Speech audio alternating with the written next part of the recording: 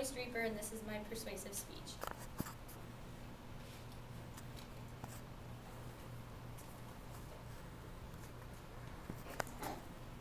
Have you ever had that thought that went something like, I wonder what would happen to me if I was in a severe car accident, and what would my family do with me?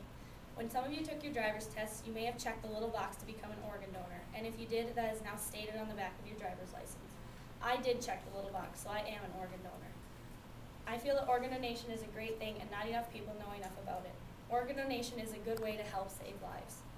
In the next few minutes, I'll be explaining to you why I think organ donation is a great thing by providing you with information about the types of organs that can be donated, a personal story about organ donation, a few survival rates, and some facts that are not very known to most people. There are many organs that can be donated. When some people think of organ donation, they associate it with death or a fatal car accident. They probably associate it also with heart transplant or kidney donation. Many people do not realize that there are many other types of organs that can be donated or transplanted. According to DonateLifeNY.org, there are about 8 different types of organ transplants that can be performed.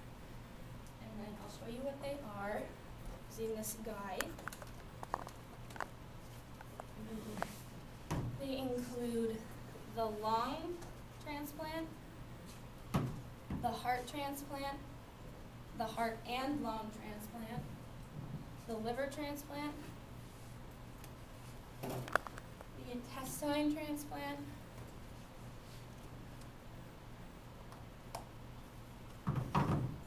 the kidney transplant, and then the pancreas transplant. The pancreas isn't shown in this guide, but it runs along here.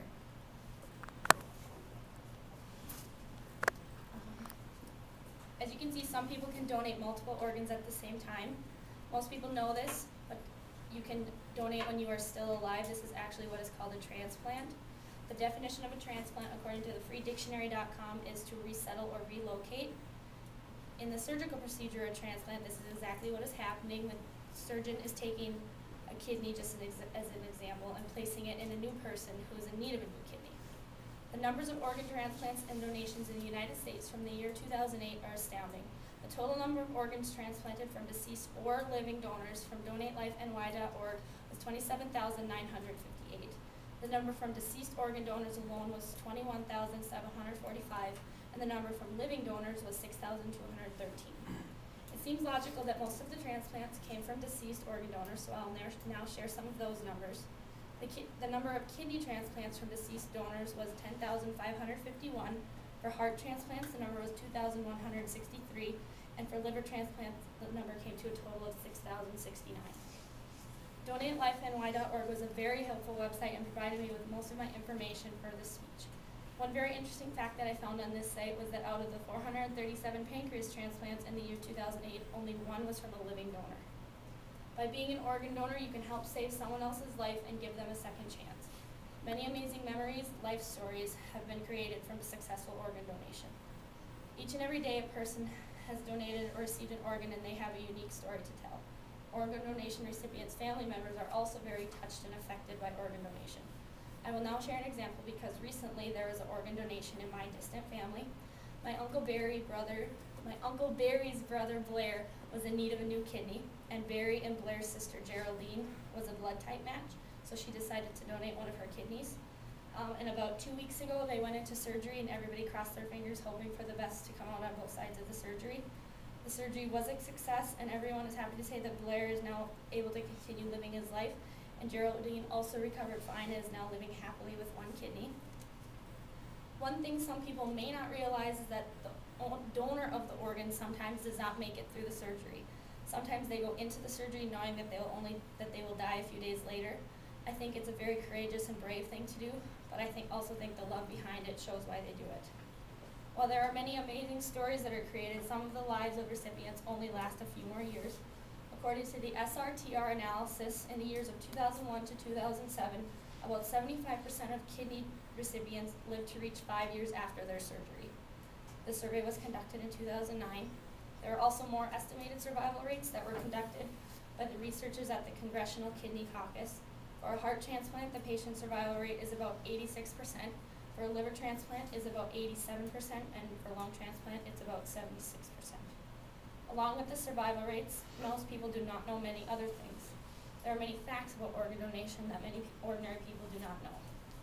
Currently in the United States, there are about 105,190 people on the waiting list to receive an organ. Just in the months of January to August of this year, there have already been 19,114 transplants.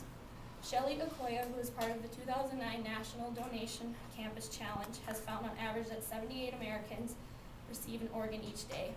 On the opposite side of that scale, researchers at the Congressional Kidney Caucus have found that about 16 or 17 people die each day waiting for a vital organ they're in need of. Shelley has also found that about 100 people die a week who are on the waiting list. One interesting thing that I found on organdonor.gov is a list of different religions and their views on organ donation. The list of religions was long, so I'll just provide a few of the religions. Amish, Baptist, Episcopal, Hinduism, Judaism, Mormons, Islam, and many others. Nearly all of the 25 plus religions support organ and tissue donation. They also view it as a charitable act of love, which is very important. After reading through the different religions, most of the religions feel that it is mostly up to the individual to decide if it's right for them or not. Gypsies were the only ones listed that are against organ donation. You can be the judge for yourself if these facts I've provided you with change your view on organ donation at all. Organ donation does help save lives. From the information about the types of organs to donate, remembering the donation that just happened in my family, reading the survival rates, and now knowing some of the facts about organ donation, I am even more in favor of it. If you did not check the little box when you took your driver's license or your driver's test, don't worry, you can go in and get it switched so that you too can become an organ donor.